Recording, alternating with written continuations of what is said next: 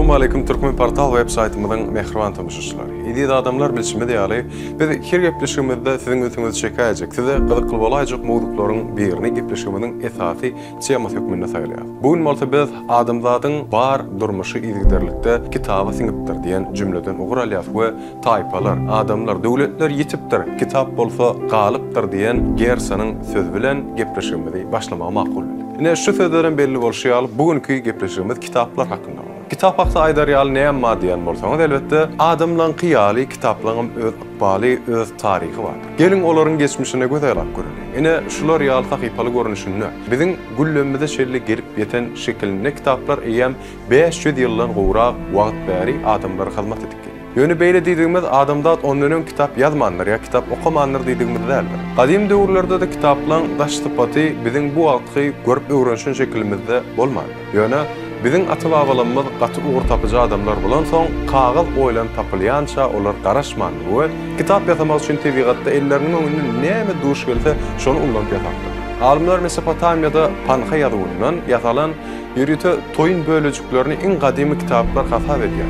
Olara bambuk taýajaklary bilen hat ýazlar. Arkeologlaryň tapan şeýle toyun bölejikleriniň iň gadymysy biziň eýýamyzdan öňkü 3500-nji ýylda ýasapdy. Biziň eýýamyzdan öňkü 7-nji asyrda höküm süren Assiriýa padşahy Ashurbanipal'yň şolar ýaly toyun kitaplardan düzülen tutuş kitaphanasy bar eken.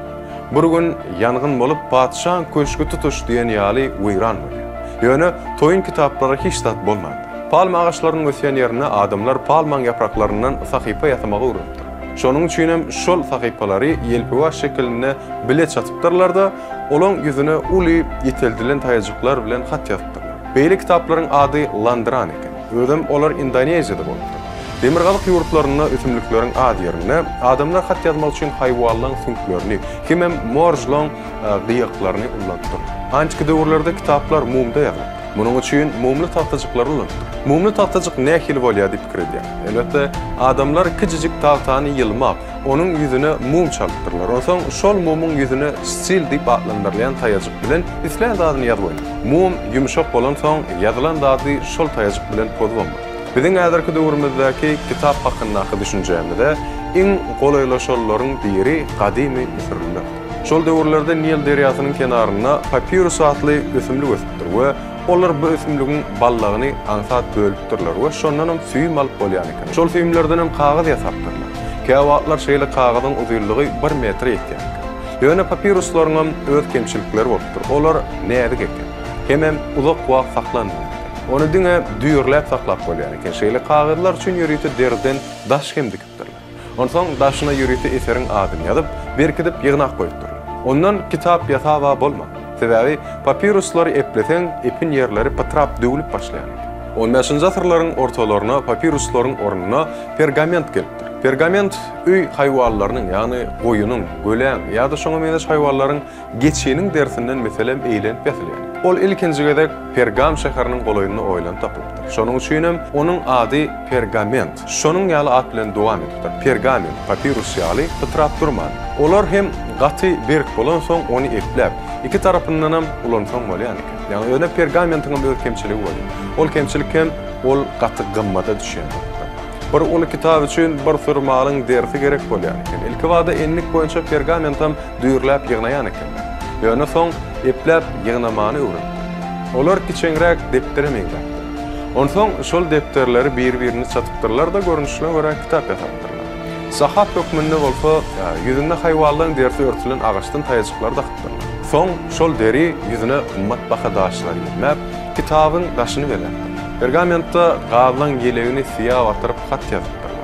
Özüm kitaplar ýazýarlar, köplenç manahlar bolupdy. Kitap ýazmak gaty agyr iş. Kitap ýazylanyna ol döwürde her hakykan birinji harpyny owadyllap, nagşlap berýär. Bir kitap bir näçe ýyllap ýazyldy. Şeýle kitaplar wadatkanalyň kitaphanasyna saklanyp kaldy.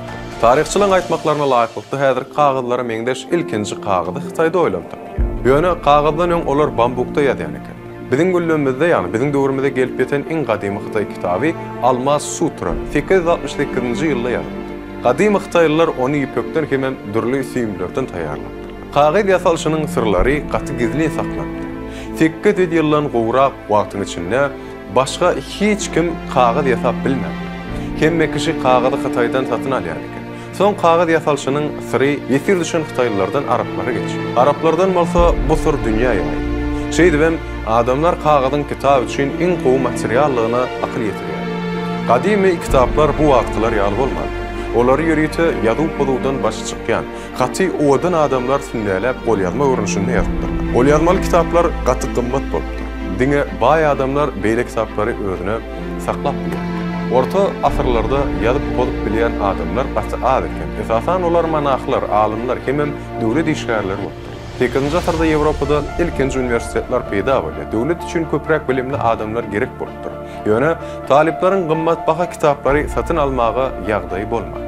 Köplenç beýle ýagdaýdan baş alyp çykmak üçin kitap diňe leksiýa okulýan, ýani leksiýany berýän professor da bolýar eken. Talipler bolsa ony ýat tutmaly bolýar eken. 15-nji asyryň 40-njy ýyllaryna Egan Gutenberg çap edici enjam oýlap tapýar. Oňa çellem Hytaýda bu enjamyň has sadyrak bir ýöneköýleşdirilen görnüşleri bar eken. Ýöne täze tehnika has gowy bolup çykdy. Çap etmekde ussat bolýar. 1800-nji ýyllarda bu ulan işleýän çap edici enjamlar ýaýrap başlaýar. Şeýdibem kitaplar ýyl-ýyldan artyp başlaýarlar. Häzir kitap satyn almak üçin baý bolmak gerekär. Ýaşlar bolsa internetiň kömegi bilen elektron kitapxanalardan we kitaplaryndan peýdalanyp olary okap bilýär. Ýöne kagaz kitabyň ýerini tutjak heýde bir zat barmyk. Adamlaryň taryhynyň dowamyna 130 milyon ýyl töweregi kitap ýazylýar. Ol sanam her günden köpelip barýar. Kä eserler çykan madyny ýatdan çykýar. Kä bir bolsa ençemegedek çapdan çykýar. Bizem sizi taryhda iň köp satylan we iň köp satylaýjy kitaplaryň käbirleri bilen taşdyrmak isleýär. Gyzyl öýdäki Düş. Bu kitap 18-nji asyrda Hytaý ýazgysy Cao Cüetsin tarapyndan ýazyldy. Eserde diňe baş gahrmanlaryň özü 40 sany, beýlekde hereket edýän keşipler bolsa 500 dönem geçýär diýip bilýär. Ol 100 milyon nusxada çapdan çykdy.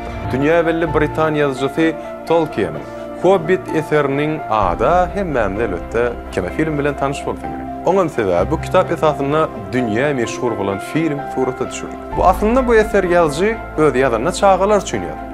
Jemlenmedik golýazma tötänden neşriyada düşýär. Neşriyadyň redaktoram Tolkien'i ertekini jemlemegini ýörüýte haýyş edýär. Şeýdibem Hobbit 1937-nji ýylda kitap bolup çykdy.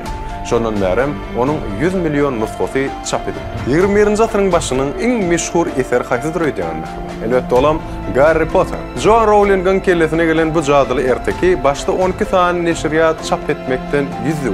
Bu eser hiç kime kılıklı bolmaz deyip olar ödeyandan pikir ettirler. Son olar baý ökünendirler. Sebäbi J.K. Rowling'in Harry Potter'nyň diňe birinji kitabynyň 107 milyon nusxada çap edilmegi öz-özüne sultan boldy.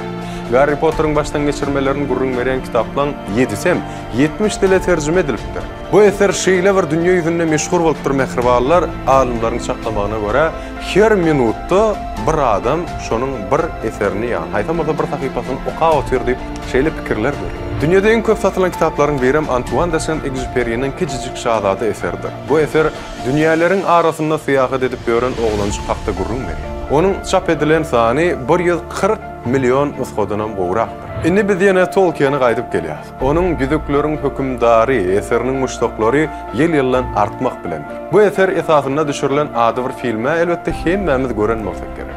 Kitap 38 dile terjüme edilip dünýä ýüzünde bu eseriň 150 milyony golaý nusxasy satyldy. Charles Dickens'in 1859-njy ýylda ýazylan Iki şäher hakkyndaky powest adly eseriniň tiraji 200 milyon nusxa bolup çap edilipdir. Dickens'in bu eseri okuwçylara anam söýgü ýaly iň beýik gymmatliklar hakynda wesiýet berdi. Bu eser esasynda bir näçe gede kino film düşürildi. Köp ýurtda Iki şäher hakkyndaky powest mektep beýlnamasyna da goşuldy. İspan edebiýatynyň şedevri Miguel de Cervantes'in Don Quixote'ny agdaman kitap hakynda gurrun etip bolmak. Bu eserin 17-nji asyrdan bäri 500 milyon egzemplardan gowrak satyldy. Hytaý syýahatçysy Mao Zedong'un Gyzyl kitabym iň köp satylan kitaplaryň biridir. 427 sany parasatly pikirden ibarat jübi kitaby her bir Hytaý harby gulukçysynda bolmaly eken. Bu eserin jemi näçe nusxada çykarylany anyk belli dälem bolsa, tahminan bir näçe milliard bolmagyny diýip alimler pikir ýürüýär. Şeýle-de ýer ýüzünde iň köp ýaýran kitaplar elbetde dini kitaplar bolupdyr. Bizin halkymyzdan gadim döwürlerden bäri kitaba uly hormat goýup gelen halk. Ýurdumyzda akyllar şahyrymyz Maltmul Pragynyň kitaby ýok goý tapaýmak kyndyr. Şu ýerde ýazgy Nurmurad Sarhanowyň Kitap adly hekaýasyny ýatlap geçeni. Eseriň baş gahrmany Gülmurad ağa Eklenjiniň Güderanynyň gözbaşy bolan düýesini Maltmul'yň kitabyna çalşýar. Iň geň ýerim Gülmurad ağa soğutsyz adam. Şonu da ol okap bilmese-de Pragyň kitaby üçin düýesinden geçýär. Ýöne watal şol kitaby eline alyp owanmak üçin. Ine şu eser türkmeniň kitaby bolan hormat sarpatyny açyp görkezýär. Ene mehman adamlar kitaplaryň taryhy hakda size ýetirmek isleýän maglumatlarmy daýry etip şolardan baryp indiki peşkelemizde görüşýänçe hoş sag bolun diýär. Ýöne bir zat keçesini ýadyňyzdan çykarma. Ola millete türkmen portal siziň iň ygtybarly maglumat çeşmegidir. Ýene gepleşiklerde görüşýänçe hoş sag bolun mehribanlar, özüňizi gowy ýetirdim.